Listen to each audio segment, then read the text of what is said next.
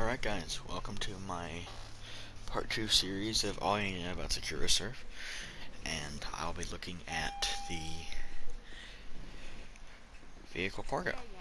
Now, like always, if you're doing anything securoserv, you gotta have an office, in which I'll cover that in part 4, which should have been my part 1, but I'll make it part 4.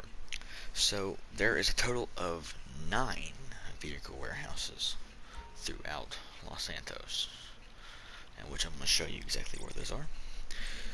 So, there's a total of 9 vehicle warehouses, like I said, and prices range from 1.5 million, which 1.5 million is the one I own, which is the cheapest, because, well, I'm a penny pincher in this game. And the highest one is 2.8 million, with 50,000 to boot, but hey, I'm not going to sit here and talk about $50,000. So, you can kind of go and choose what kind of style you want in them, but to me, that's not really important. The important thing is it's going to make you money in the end, and that's really all that matters. Now, an important thing to notice is a lot of you all will see that I don't do my source missions out of my office. I do it out of my terabyte. It makes things 15 times faster. But yeah, besides that, there are 9 ranging from 1.5 to 2.8 million. And there's a total of 9, and they all hold 40 cars, so none of them are any particular advantage. And after you do so many missions, you will unlock these missions to earn these special vehicles, but it's only earning their discount price. So make sure you get your cars in to be able to get your discount price for everything, especially the Runner 2000. I think it's a lot of fun. So now we're going to get to sourcing a vehicle. Alright, so now that I sourced a vehicle, we're going to be talking about exactly how the process goes when we get back after sourcing the vehicle. So, there are 3 vehicle types in this game. Well, I'm going to say in the game because it's kind of true. There's 3 main vehicle types. There's standard range, mid-range, and top range. So we're going to look at standard range first. Standard range, you can get 15,000 without no modifications on it, which is pretty lackluster. You get 26,250 for having 300,250 modifications on it, which is a 23,250 profit. And then you get 37,500 for a 7,500 profitable cost, which you get 30,000 profit. So now we're going to move on to our mid-range vehicles. Mid-range is 25,000 with no modifications, $43,750,000 for with 6,250 modifications, and $62,500 for $12,500 worth of modifications. So basically, the top one there, you're making 50,000 profit. Pretty good. Next one is going to be top range.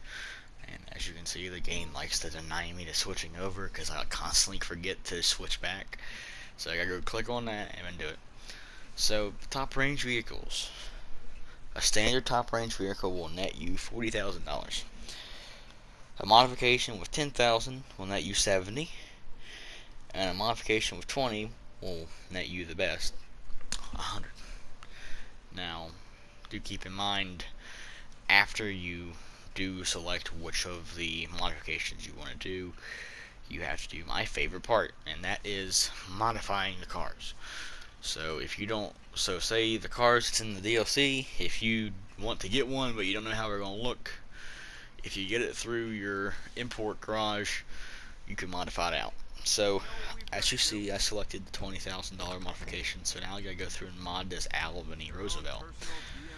So I'm going to go through here and modify it and get it all specced out and ready to be sold. As you can see, it's all the modification options you get for normal cars, except you're taking off the tracker and stuff and change the plates. So you gotta sit there and modify it, make sure it's all ready and good to go.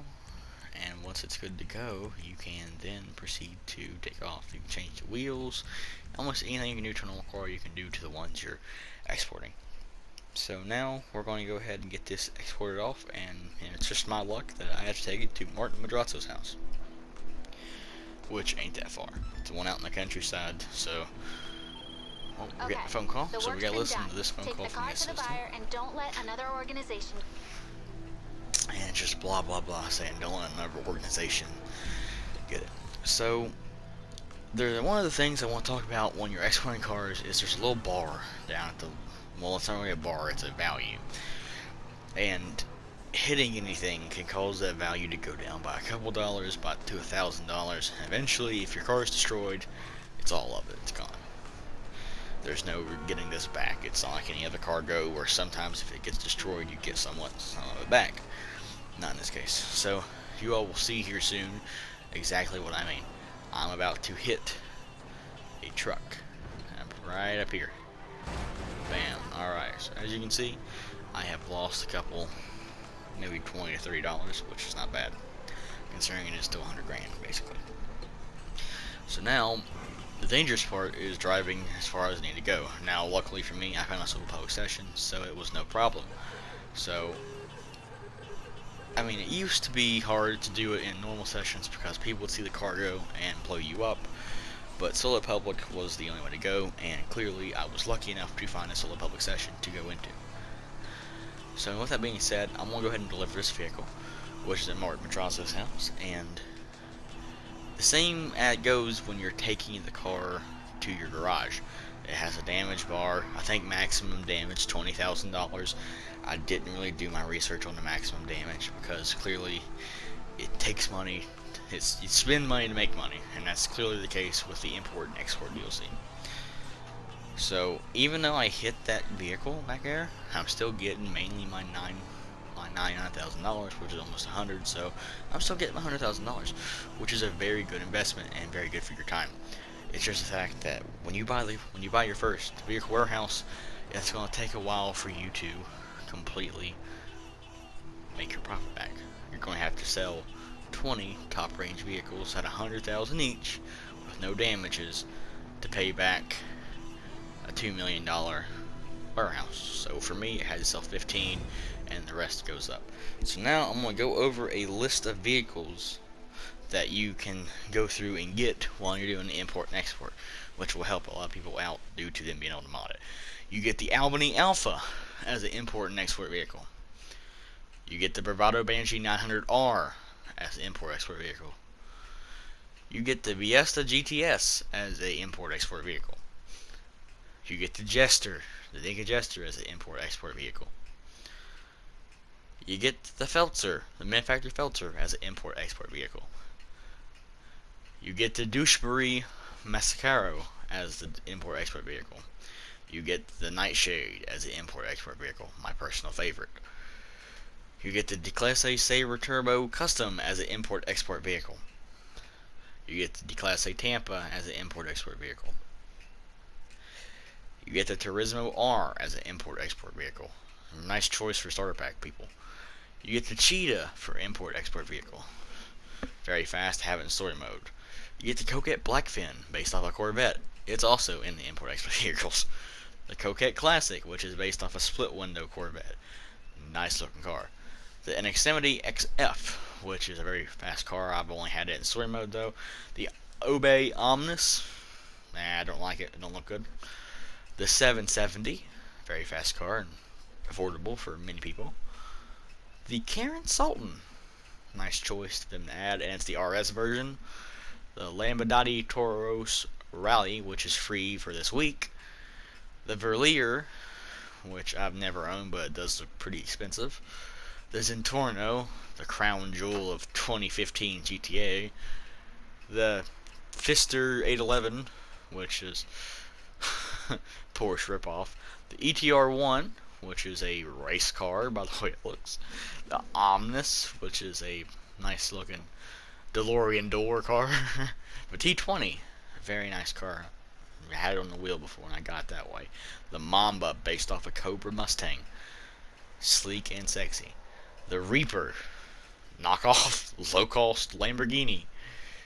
The Sterling GT, Mercedes. And finally, we got the Tyrus. Nice, good, fast sports car. Well, supercar. So, now the video is over, I kind of got this clip I want to show you all. And it's me luckily not getting any damage in my car. So with that being said, please leave a like and a subscribe, and look at this beauty in play. Wham, like a ram buggy. Besides that, y'all stay on the grind, and I'll see y'all in the next video.